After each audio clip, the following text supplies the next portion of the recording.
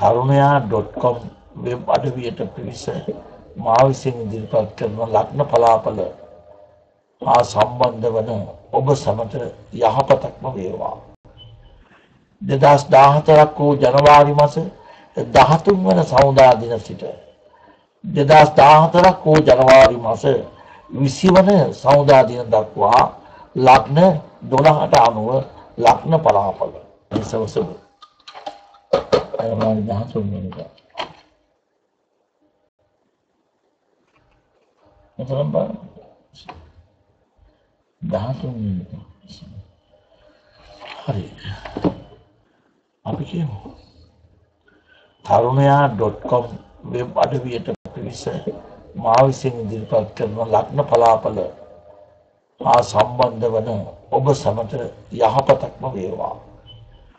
2014 වූ ජනවාරි මාස 13 වන සවුදා දින සිට 2014 වූ ජනවාරි මාස 20 වන සවුදා දින දක්වා ලග්න 12ට අනුව ලග්න පලාපල මේස ලග්නයෙන් උපන් ඔබේ නව සතිය ආරම්භය සමගම ධනස්ථානයේ සඳු උච්චව ඉන්නවා.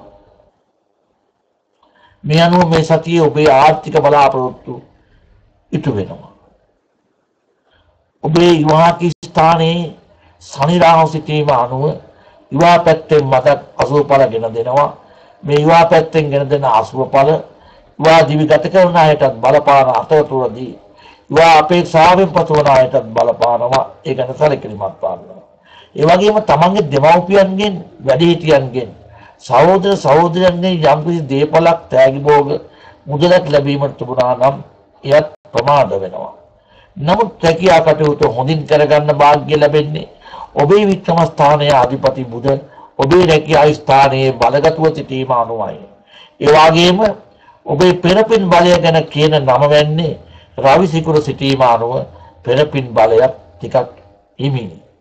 ඔබේ වැඩ කටයුතු අදාළ වෙන්නම නොදෙන ගායතුමක් ඒ මගින් යෙදී තිබෙන අතර මේ ගායතුමක් සමග විදේශගත ඔබ තවත් රටකට යාමට උත්සාහ දරන්නේ නම් ඒ කටයුතු ඉෂ්ට කර ගැනීමට මේ සතියේ ඔබට වාසනාව ලැබෙනවා. ඔබට සුබ දිනයන් වන්නේ අඟහරුවාදා දිනය. ඔබට සුබ දිනය වන්නේ අඟහරුවාදා දිනය. ඔබට අසුබදායක දිනය වන්නේ බදාදා දිනය. ඔබට සුබ අංකය වන්නේ නව සතියට අංක 6. උසුබ ලග්නයෙන් උපන් ඔබේ ලග්නයේම සඳු උච්චව ගමන් කරන මොහොතකයි නව සතිය ආරම්භ වන්නේ. මේ අනුව නව සතියේ ඔබට ආගිය තැන ඉහළ පිළිගැනීමක් හිමි වෙලා ඔබේ වැඩ කටයුතු සාර්ථකව නිමා කරගන්න ඔබට වාසනාව හිමි වෙනවා.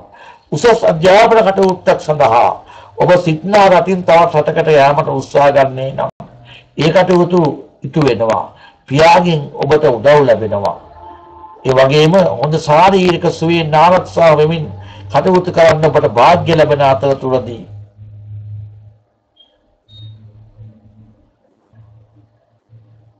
සතුරු කරදර වලින් නිදහස් වීමක් පෙන්වුම් කරනවා. නමුත් දරුපල අපේක්ෂාවෙන් පසුවන උසබ ලග්න කාන්තාවන්ට මදක් අසුභයි.